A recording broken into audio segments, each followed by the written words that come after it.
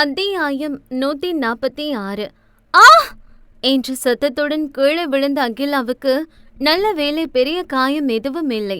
ஆனால் அவள் வண்டிதான் கொஞ்சம் அடிவாங்கி விட்டது. லூசு பைய, எவன்டாவன் வண்டியில் அடிச்சது என கோபமுடன் திரும்பிய அகிலா கண்களில் பட்டான் அங்கே பாவமான முகத்துடன் நின்று கொண்டிருந்த விக்கி. துப்பட்டாவை இடையில் இழுத்து சொருவி கோபமாய் அவன் முன்னே வந்து நின்றவள் சற்றும் யோசிக்காமல் அவன் சட்டையை பிடித்து விட்டாள். டே சோடா புட்டி, வண்டி ஓட்ட தெரியலனா வீட்டுல மூடிட்டு இருக்க வேண்டியதுதானே? ரோடு என்ன உனக்கு பிளே கிரவுண்டா இடிச்சு விளையாட என்று அவள் போட்ட கூச்சலில் சுற்றி நின்ற அத்தனை பேரும் ஒன்று கூடி விட்டார்கள். இந்த பொறுக்கி பசங்களுக்கு இதுதான் வேலை, ஒரு பொண்ணை விட மாட்டானுங்க, இவனுங்கள யூடிசிங்னு உள்ள தள்ளணும் என்று ஒரு சொட்டை அங்கிள் பெரிய பெண்களை காக்கும் புரட்சியாளர் போல முந்தி கொண்டு வர, டேய் சொட்ட, உன்னை இப்ப பிரச்சனையை தீர்த்து வைக்க கூப்பிட்டேன்னா வந்துட்டான் பேய்க்கு பேன்னு பார்த்த மாதிரி. முதல்ல அந்த ஆயா வெடிக்காம நில்டா என்ன அகிலா திரும்பி அவரிடமே எதிர்கொண்டு சொல்ல, பாவம்னு பேசுனா இந்த கிளி கிழிக்கிறா, சரியான லம்பாடி பொம்பளையா இருப்பா போல ஏன்னா அத்தோடு அந்த சொட்டை அங்கிள் பின் வாங்கி கொண்டார். பாவம் விக்கி பயந்து போய் முழித்தான். ஏங்க தெரியாம அடிச்சிட்டேன், சாரிங்க என்றான் புட்டி கண்ணாடியை சரி செய்தபடி. சாரி சொன்ன போதுமா? அப்போ ஒரு செட்டு பூரி சொல்லட்டுமா என கூட்டத்தில் ஒருத்தன் காமெடி பண்ண, டேய் பொறம்பாக்கு, யாரா சந்தன காமெடி போடுறது?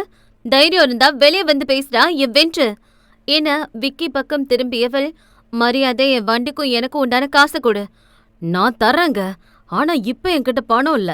இது பணம் இல்லையா என் அகிலா கையை ஓங்க, எங்க ஒரு நிமிஷம் இருங்க, இப்ப இல்லைன்னு தானங்க சொன்னேன், கொடுக்க மாட்டேன்னு சொல்லவே இல்லையே, நான் சொல்ற இடத்துக்கு வந்து வாங்கிக்கோங்க என்றான் பாவமாய். அதெல்லாம் முடியாது, ஜிபேல போட்டு விட சொல்லு. என்கிட்ட டிஜிட்டல் டிரான்சாக்ஷன் இல்லைங்க என்றான் பாவம் போல். அகிலா அவனை நம்பாமல் பார்த்தாள். இந்த காலத்திலும் எப்படி ஒருவனால் ஆன்லைன் பரிவர்த்தனை இல்லாமல் இருக்க முடியும்? நிஜமாதாங்க, நீங்க என்ன நம்பலாம், நான் சொல்ற இடத்துக்கு வந்து வாங்கிக்கோங்க. உன் நம்பரை கொடுத்துட்டு போ. ஏய் ஒரு நிமிஷம் இரு என்று அவனை அவள் போனில் ஒரு போட்டோ மட்டும் இல்லாமல் வீடியோவும் எடுத்துக்கொண்டாள். என்னை ஏமாத்தலன்னு நினைச்சா உன் போட்டோவை மீடியா முழுக்க போட்டு அசிங்கப்படுத்திடுவேன். ஆமா, எப்ப வரணும் பணம் வாங்க? ஈவினிங் வாங்க என்றவன் விட்டால் அழுதே விடுவான் போல. போ, ஒழுங்கா ஓட்டிட்டு போ என மிரட்டிவிட்டு சென்றவளை, என்ன பொண்ணுடா இவ என்பதை போல் பார்த்து கொண்டிருந்தான் விக்கி. எப்படி இருந்த என்ன இப்படி ஆகிவிட்டாளே என கடுப்புடன் அந்த சேலையை துவைத்து கொண்டிருந்தார் கலா. பேருக்குத்தான் அவர் வேலைக்காரி, ஆனால் ஈஸ்வரியின் தொடுப்பாக இருந்து கொண்டு ஒரு வேலையும் செய்வதில்லை அவர். அங்கே இருந்தது போல இங்கேயும் இருந்துவிடலாம் என்று அவர் கற்பனை கோட்டை கட்டி வைத்திருக்க, ஆனால் அதற்கு ஆப்பு வைத்து விட்டாள் ரம்யா. ஈஸ்வரி சேலையை ரம்யா வேண்டுமென்றேதான் கிழித்து விட்டாள் என்று அவர் ஒரு பெரிய பிரச்சனை செய்துவிட, ரம்யா எதுவும் தெரியாத அப்பாவி போலவே நின்று கொண்டிருந்தாள். கவினுக்குத்தான் தலை உருண்டது. உன் பொண்டாட்டி வேணும்னு தாண்டா என் சேலை கிழிச்சுட்டா. ஐயோ, நான் அப்படி பண்ணுவேனா? அதுவும் அத்தை சேலைய என்று ரம்யாவும் மாறி மாறி பேசிக் கொண்டிருக்க, கடுப்பான கவின் ஒற்றை வரியில் சொல்லிவிட்டான். இனிமே உங்க சேலை ரம்யாவை துவைக்க சொல்லாதீங்க, அவ ஒன்றும் உங்க வேலைக்காரி இல்ல, உங்களுக்கு பர்சனல் வேலை செய்ய தானே கூடவே களாவை வச்சிருக்கீங்க, இனிமே உங்க வேலையை அவங்களே அவங்க கையால தான் செய்யணும் என ஸ்ட்ரிக்டாக சொல்லிவிட்டான் கவின். இம்பட்டு நாளா அடுத்தவங்களை கோர்த்து விட்டு ஒரு வேலையும் பார்க்காம தின்னதாலேயோ என்னவோ ஒரு சேலை துவைச்சதுக்கே கலாவுக்கு முதுகு வலியே வந்துருச்சு. ஏற்கனவே சேலை மழை போல் குவிந்து கிடக்க இன்னும் சில சேலை எடுத்து வந்து போட்டாள் ரம்யா. ஏனுங்க ஆண்டி, அப்படியே இந்த சேலையும் துவைச்சிருங்க, துவைப்பீங்க தானே என்றாள் ஒருவித நக்கலுடன். துவைக்கிறேம்மா என்று கடுப்புடன் சிரித்து வைத்தார் கலா. அப்புறம் சேலையில சின்ன கீரல் பட்டாலும் அதுக்கான பணத்தை உங்க சம்பளத்துல தான் பிடிப்பேன், பாத்துக்கோங்க. கலா கடுப்புடன் தலையாட்டி வைத்தாள். கர்மாயிஸ் பூமரங் என்பது 100% உண்மைதான் போலும். இப்படித்தானே அந்த அப்பாவி ஜானுவை இரக்கமில்லாமல் வேலை வாங்கினால் இன்று அது அவளுக்கே திரும்பி வந்துவிட்டது, அவ்வளவுதான். என்ன ஆன போதும் இவளை எதுவும் செய்ய முடியவில்லையே, வீட்டை விட்டு துரத்த முடியவில்லையே என்ற கடுப்பு ஈஸ்வரி முகத்தில் அப்பட்டமாக தெரிந்தது. என்ன ஆனாலும் சரி, இவங்க 2 பேரையும் சேரவே விடக்கூடாது என்பதில் உறுதியாக இருந்தார் ஈஸ்வரி. ஆனால் அன்று இரவே அவன் மன்மத லீலையை காட்ட ஒருவன் பெரும் ஆர்வத்தில் இருப்பதை ஆன்டி அறிந்திருக்கவில்லை. மோதிய வேகத்தில் இருவரின் இதழும் மின்னல் வெட்டு போல நொடி நேரத்தில் தீண்டி செல்ல இருவரின் உடலிலும் பலவித வேதியியல் மாற்றங்கள் உண்டானதை இருவராலும் உணர முடிந்தது. அதுவும் சில நொடிகள்தான். அடுத்த நொடி சட்டென்று அவனிடமிருந்து விலகி எழ முயன்று மீண்டும் அவன் கைவளைவுக்குள் அகப்பட்டு விழுந்தவள் அவனை தீயாய் முறைக்க, நான் ஒன்றும் பண்ணலப்பா என்பதைப் போல் 2 கையையும் விரித்தான் ராவணன். பின் அப்படி இப்படி என்று கடினப்பட்டு எழுந்து நின்றவளுக்கு இன்னும் அந்த முத்த காட்சி கண்முன் வந்து செல்ல அவன் கண்களை கூட பார்க்க முடியாமல் ஒரு பதட்டம் அவளுக்குள். ராவணனுக்கும் ஒருவித புது உணர்வு வந்து தழுவி சென்றாலும் அவன் அதை வெளிக்காட்டிக் கொள்ளாமல் அதே கெத்தான தோரணையுடன் தான் நின்று கொண்டிருந்தான். இருந்த போதிலும் அவன் கண்கள் அடிக்கடி அவள் சிவந்த அதரத்தின் மீது நிலைகுதி நின்றதை பெண்ணவளும் கவனிக்கத்தான் செய்தாள். நான் யாரோன்னு நினைச்சுதான் புடிச்சேன், நீங்கன்னு தெரியாது. எப்படி புழுவுறான் பாரு. தெரியாம புடிச்சவன் எதுக்குடா இடுப்ப புடிச்ச என உள்ளே எண்ணிக்கொண்ட போதும் வெளியே மௌனமாக இருந்தாள் நம்ம டோலி. இங்க எதுக்கு வந்தீங்க என்றான் இப்பொழுது சந்தேகமாய். ஆத்தாடி, இதை மறந்துட்டோமே, இப்ப என்ன சொல்றது என அவள் மூளை பழக்கப்பட யோசனையில் ஆழ்ந்தது. உங்களைத்தான் என்றான் இப்பொழுது அவன் வார்த்தையில் அழுத்தம் கூட்டி. கண்டுபிடிக்க வந்த. வாட்? ஐ மீன், அந்த லைப்ரரி தேடி கண்டுபிடிக்க வந்த. அப்ப தெரியாம இங்க மாட்டிக்கிட்ட என்றாள் வாய்க்கு வந்ததை சொல்லி. அவன் பார்வையே சொன்னது அவன் அதை நம்பவில்லை என்று. அப்போ எதுக்கு ஒழிஞ்சிங்க? எல்லாரும் ரவுடி பசங்களா இருக்கீங்க என்று ஒரு வேகத்தில் சொன்னவள் அவன் முறைப்பதைக் கண்டு, அதான் பயந்து ஒழிஞ்ச என்றாள் குரலை தாழ்த்தி. ரவுடியா என்றவன் அடி மீது அடி வைத்து அவளை நெருங்க பெண்ணவளின் உச்சி முதல் உள்ளங்கால் வரை ஒரு பதட்டமும் படபடப்பும் வந்து சூழ்ந்து கொள்ள தடுமாறி அந்த சுவரில் முட்டி நின்றாள். இப்போ சொல்லுங்க, நான் ரவுடியா என்றான் அந்த கண்களில் ரசனையை கூட்டி. வயதுதான் 35, ஆனா பயப்புள்ள லுக்கு என்னவோ இன்னும் 25 தான். பார்ப்பவரை சொக்க வைக்கும் அந்த கண்ணை பார்த்து அவளால் எப்படி சொல்ல முடியும்? இல்லை, சொல்லித்தான் விடுவாளா? அந்த இடமெல்லாம் அதிரும்படி கத்திக்கொண்டிருந்தான் அருண். அவன் கிட்டத்தட்ட பைத்தியம் பிடித்தவனைப் போல மாறிவிட்டான். ஆசையாக பெற்று செல்லம் கொடுத்து வளர்த்த மகனாகவே இருந்தாலும் கூட அவன் அருகே செல்லவும் பயமாக இருந்தது அவன் அன்னை உஷாவுக்கு கூட. யாரை பார்த்தாலும் எரிந்து விழுந்தான். எதற்கெடுத்தாலும் கோபம் கொண்டான். கையில் கிடைக்கும் பொருளை எல்லாம் வீசி எறிந்தான். இவனுங்க வீட்டுக்கு வேலைக்கு வந்ததுக்கு பேசாம மேஸ்திரி வேலைக்கு போயிருக்கலாம் போல. சே, கண்டது தூக்கிறீரான் என எந்த ஒரு வேலைக்காரனும் 2 நாளைக்கு மேல் தாக்கு பிடிப்பதே இல்லை அந்த வீட்டில். ஏன்பா அப்படி கோவப்படுற? அவன் அவ்வளோ பெரிய உலக அழகியா என்ன? அவ இல்லைனா இன்னொருத்தி அம்புட்டுதான். உன் அழகுக்கும் பணத்துக்கும் 1000 பொண்ணுங்க வருவாங்க என்று உஷா அவன் கொஞ்சம் நல்ல மூடில் இருக்கும் பொழுது பேசி பார்க்க நினைத்தார். ஆனால் அடுத்த நொடி பக்கத்திலிருந்த கத்தி எல்லாம் அந்தரத்தில் பறந்தது. ஐயோ, கொல்ல பாக்குறானே என்று கத்திக்கொண்டே ஓடினார் உஷா. என்ன சொன்ன? இன்னொருத்தியா? சொல்லு, இன்னொருத்தியா? அவளை எதுக்குப்பா பிடிச்சு தொங்குற? அவரும் ஒரு ஆதங்கத்தில் தான் கேட்டு விட்டார். எத்தனையோ பணக்கார வீட்டுக்காரர்கள் அவனை மாப்பிள்ளை கேட்க தயாராக இருக்கும் பொழுது அவன் அந்த வேலைக்காரிதான் வேண்டுமென்று ஒற்றை காலில் நின்ற ஆதங்கம்தான். இத்தனை வருஷமா நான் மட்டும்தான் எதையும் ரிஜெக்ட் பண்ணிருக்கேன். ஆனா முதல் முறை என்ன ஒருத்தர் ரிஜெக்ட் பண்ணிட்டு போயிட்டான். என் மூஞ்சில கரிய பூசிட்டு போயிட்டா. அவளை அப்படியே விட சொல்றியா? பாரு, எவனோ ஒருத்த அவளுக்காக என் மூஞ்சில கோடு போட்டு போயிட்டான். இந்த மூச்சியோட இன்னொரு பொண்ணை பார்க்க சொல்றியா? அவன் மூஞ்சி என் முன்னாடி ஓடிட்டே இருக்கு. கண்ணை மூடுனா என்னை அடிச்சவன் கண்ணும் இவன் மூஞ்சியும் தான் முன்னாடி வந்து நிக்குது. அவங்கள அப்படியே விட சொல்றியா என்று வெறிப்பிடித்தவனைப் போல கத்தினான். உஷா ஒரு மூலையில் பயந்து போய் நின்றார். எத்தனை கோடி செலவானாலும் பரவாயில்ல, நான் அவளை பார்க்கணும். அவ மட்டும் இல்ல, அவளை இழுத்துட்டு ஓடினா பாரு ஒருத்த, அவனும் எனக்கு வேணும் என்று வெறிப்பிடித்தவனைப் போல் கத்தினான். தன் மகன் முழு பைத்தியமாகிவிட்டானோ என்ற பயத்தில் நடுங்கிக் கொண்டிருந்தார் அவர். மதியால் ஒரு அடி கூட எடுத்து வைக்க முடியாது. பக்கத்தில் இருக்கும் ரெஸ்ட் ரூம் செல்ல வேண்டும் என்றாலும் கூட அவளுக்கு ஒருத்தர் உதவி வேண்டும். என்னதான் காதலித்தவன் என்றாலும் கூட அவனிடம் வாய் திறந்து சொல்ல தயக்கம், கூச்சம் என ஏதோ ஒன்று. ஆனால் அவளால் எவ்வளவு நேரம் அப்படியே இருக்க முடியும்? அவசரமாய் வந்தது. அசோக் அவளுக்காக கிச்சனில் ஜூஸ் போட்டு கொண்டிருந்தான். அவன் வருவான் வருவான் என எட்டி பார்த்தவளுக்கு அவசரம் தாங்கவில்லை. பேசாமல் நாமே சென்று விடலாம் என அவள் ஒற்றை காலை ஊன்றி நொண்டி அடித்துக்கொண்டே செல்ல சட்டென்று இன்னொரு கால் கதவில் இடித்து விட்டது. வலி என்றால் உயிர் போகும் அளவு வலி. ஐயோ அம்மா என்று கீழே விழுந்து கதறினாள் மதி. இந்த சத்தம் கேட்டு கிச்சனில் சமைத்து கொண்டிருந்த அசோக் பதறிக்கொண்டு ஓடி வந்தான். மதி கீழே விழுந்து கத்திக் கொண்டிருந்தாள். ஏய், என்னடி பண்ண என்று அவளை அவசரமாய் தூக்கி அந்த வீல் சேரில் அமர வைத்தான். ரெஸ்ட் ரெஸ்ட் என்றவளுக்கு வழியில் சொல்லக்கூட வரவில்லை. அதை புரியலடி. ரெஸ்ட் ரூம் போக ட்ரை பண்ணையா என்றாள் ஹை பிச்சில். அசோக் ஒரு நொடி அமைதியாகி போனவன் பின் மெல்ல அவளை கைகளில் ஏந்தி கொண்டு அந்த ரெஸ்ட் ரூம் உள்ளே போய் விட்டான்.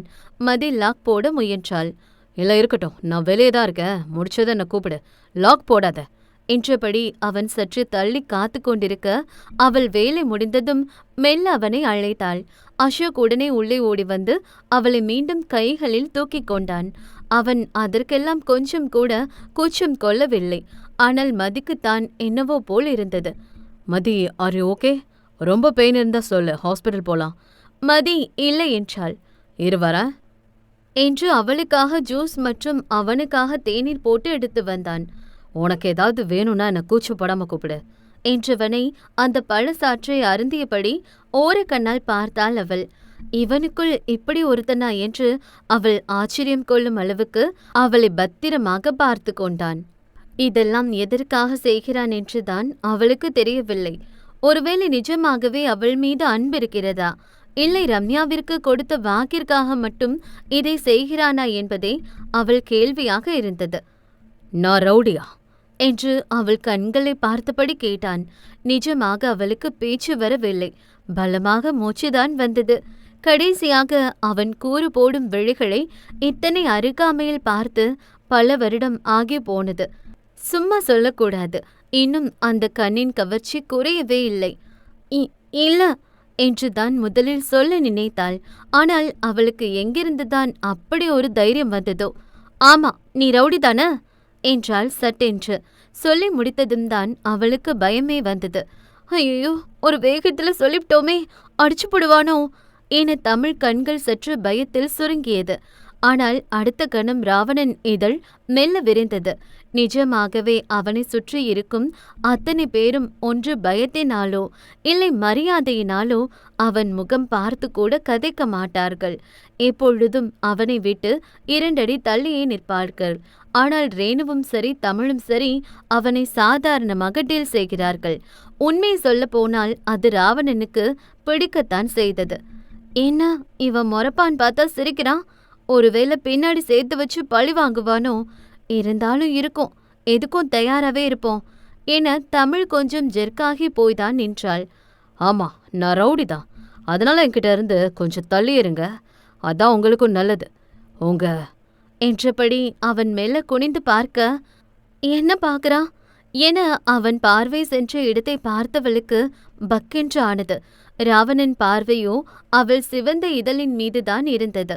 அவன் சிம்பாலிக்காக உன் செவ்விதழை சூறையாடி விடுவேன் என்கிறான். அட காம கொடுரா, எவ்வளோ தைரியம் இருந்தா இன்னொருத்த பொண்டாட்டின்னு தெரிஞ்சு கிஸ் பண்ணது மட்டும் இல்லாம மறுபடியும் கிஸ் பண்ணுவேன்னு சொல்வான். எனக்கு என்னமோ இவன் பழச மறந்த மாதிரி தெரியல, மறந்துட்டேன்னு சொல்லி நடிக்கிற மாதிரிதான் தெரியுது. பொறுக்கி என்று அவள் சத்தமில்லாமல் முணுமுணுத்து கொண்டதில் அந்த பொறுக்கி என்ற வார்த்தை மட்டும் அவன் காதுகளில் சற்று தெளிவாகவே கேட்டுவிட்டது. வாட், சே அகைன் என்றான் அவன் கண்களை சுருக்கி கையை மடக்கி. அது வந்து ஒன்னும் சொல்லையே. இல்ல, என்னமோ பொறுக்கின்னு என் காதுல கேட்டுச்சே என்று மீசையை முறுக்கினான் ராவணன்.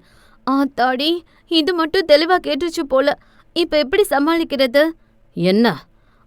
அது ரேணுவுக்கு ஸ்கூல் விட்டதும் நட்ஸ் கொடுக்கணும், எல்லாம் மிக்ஸ் ஆயிருக்கு. அதான் அது தனித்தனியா அவ பொறுக்கி சாப்பிடக்கூடியதை மட்டும் எடுத்து கொடுக்கணும்னு சொல்றதுக்கு பதிலா சிம்பிளா சுருக்கி பொறுக்கின்னு சொல்லிட்டேன். அவன் பார்வை அதை நம்புவது போல் தெரியவில்லை. ஐயோ, நிஜமாதா? இன்னொரு முறை இந்த பக்கம் என்று அவன் இழுக்க, ஐயோ நீங்களே சொன்னால் வரமாட்டேன், நான் போனோம் ரேணு வந்துருவா என்று நெளிந்தாள் தமிழ்.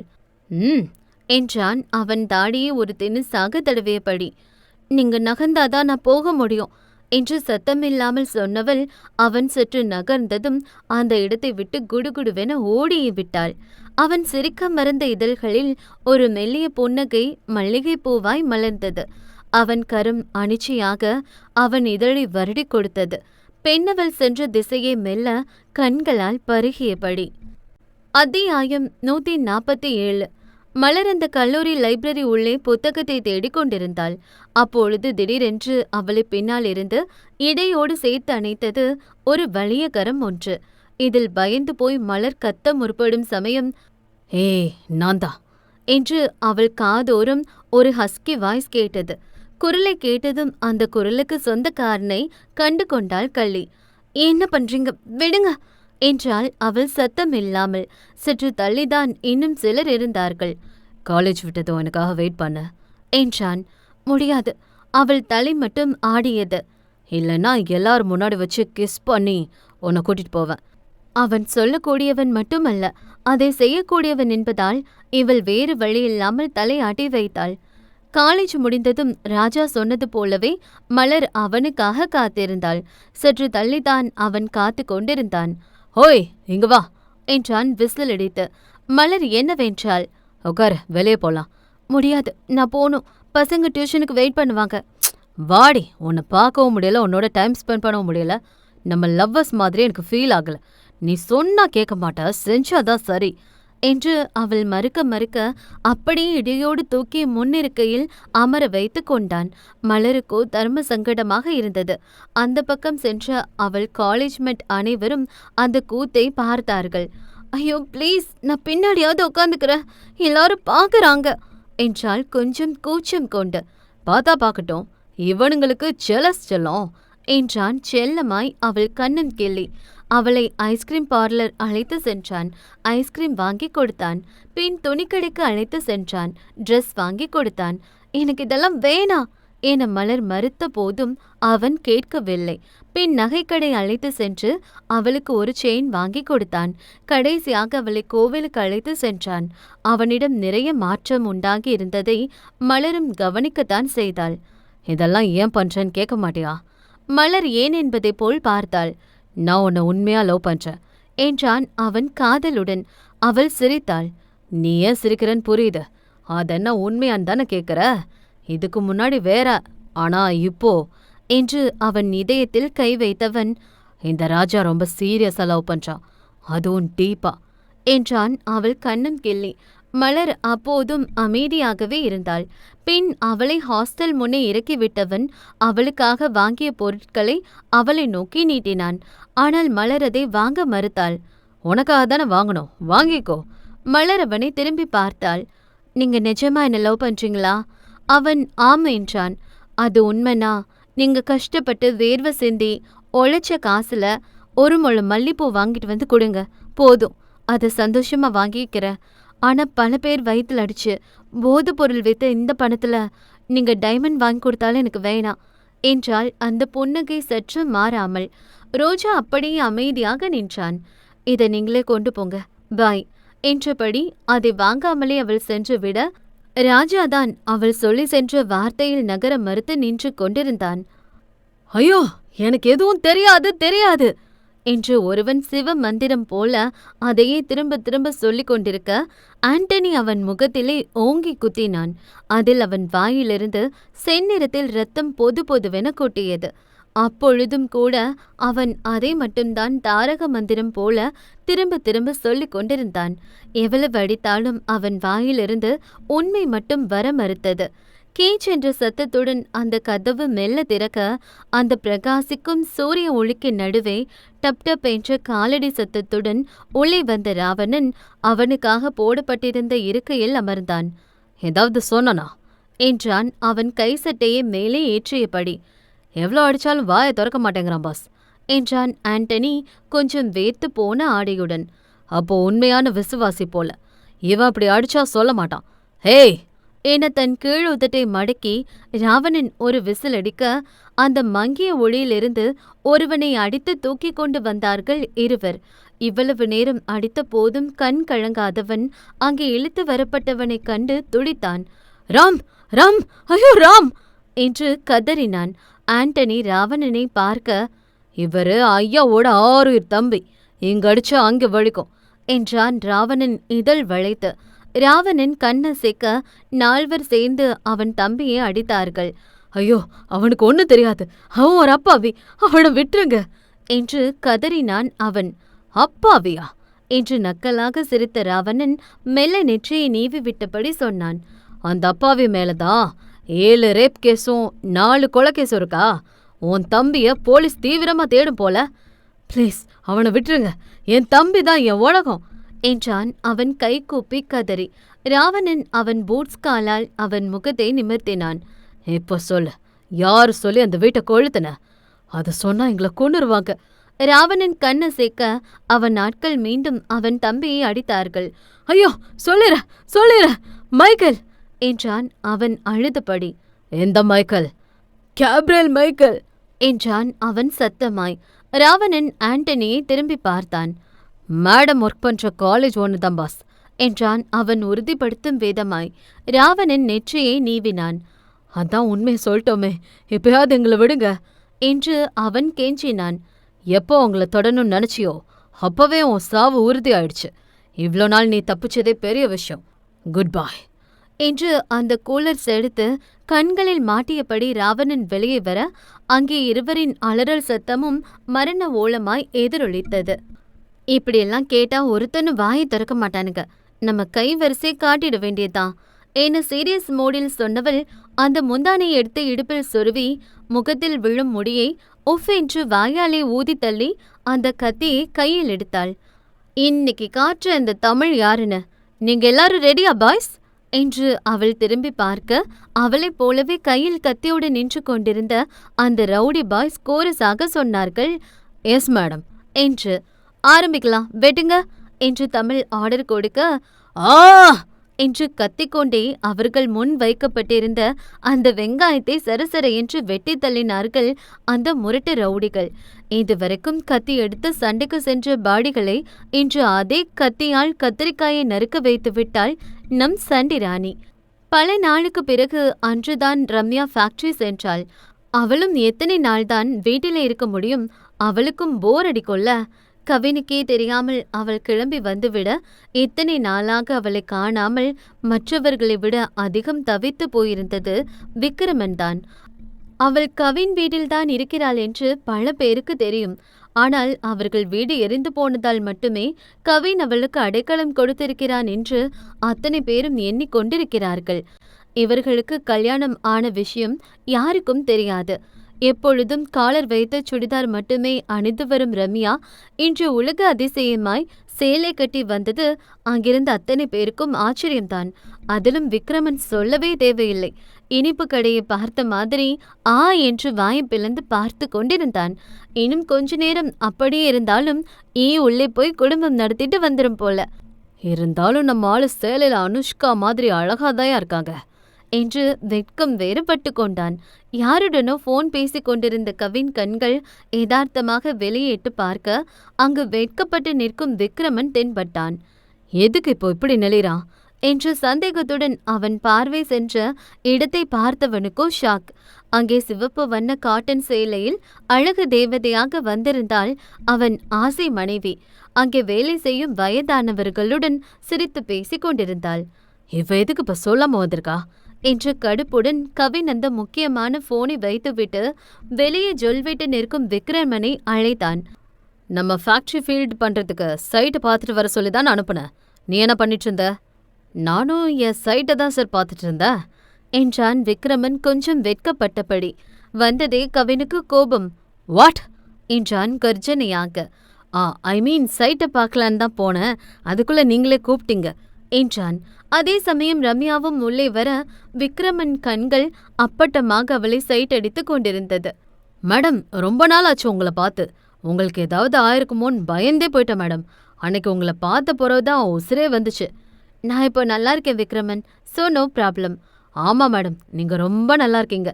நான் ஒன்று சொன்னா கோச்சிக்க மாட்டீங்களே? சொல்லுங்க விக்ரமன். நீங்க சேலையில செம்மையா இருக்கீங்க என்றான் நகத்தை கடித்தபடி. கட்டியவன் முன்னே அவளை டாவடித்துக் கொண்டிருக்கிறான். கவின் முகத்தை பார்க்க வேண்டுமே. இட்லி சட்டியில் வைத்த மாவு போல் ஒப்பிக் கொண்டிருந்தது கோபத்தில். இது புரியாமல் ரம்யா வேறு சிரித்தபடி அதற்கு தேங்க்ஸ் சொல்ல, அவ்வளவுதான். கவின் முகம் செவ்வானம் போல் கோபத்தில் சிவந்து விட்டது. அந்த கூட்டத்தில் ஒருத்தனாய் தன் புட்டி கண்ணாடியை தாண்டி வழியும் கண்ணீரை துடைத்தபடி அந்த வெங்காயத்தை வெறித்தனமாய் நறுக்கி கொண்டிருந்தான் விக்கி. அவன் மட்டுமா? அந்த இடம் முழுக்க அத்தனை பேரையும் கையில் கத்தியுடன் அமர்ந்து காய் நறுக்க வைத்து விட்டாள் தமிழ். அந்த கத்தி வச்சு எத்தனை பேரை பொழந்திருப்பானுங்க. இன்னைக்கு தேங்காயை பொழந்துட்டு இருந்தான் ஒருத்தன். என்ன தேங்காய் உரிச்சாச்சா என்று இழுத்து சொருவிய சேலையுடனும் உச்சி கொண்டையுடனும் தமிழ் சத்தம் கொடுக்க, ஏதோ கட் பண்ணிட்டேன் தங்கச்சி என்றபடி ஒரு முரட்டு பாடி இதோடு 30வது தேங்காயை உரித்து கொண்டிருந்தது. ஆமா, நம்ம பிரியாணி தானே கிண்ட போறோம், இதுக்கு எதுக்கு இத்தனை தேங்காய் என்று விக்கி அதிமுக்கிய கேள்வி எழுப்ப, அதான என்பது போல் மற்ற அனைவரும் கோரசாங்க திரும்பி பார்த்தனர். காரமா ஏதாவது சாப்பிட்டா லாஸ்டா சுகர் சாப்பிடணும், அப்போதான் ஃபைனல் டச்சா இருக்கும். அதுக்கு தான் அந்த தேங்காய். கேள்வி கேட்காம உரிங்க என ஒவ்வொருத்தனையும் தமிழ் வேலை வாங்கி கொண்டிருக்க, இதற்கிடையில் நம்ம குட்டி தமிழ், அதான் ரேணு குட்டியும் பெரிய மனுஷி மாதிரி இடுப்பில் கை வச்சுக்கிட்டு அங்கிருந்து அத்தனை பேரையும் வேலை வாங்கி கொண்டிருந்தாள்.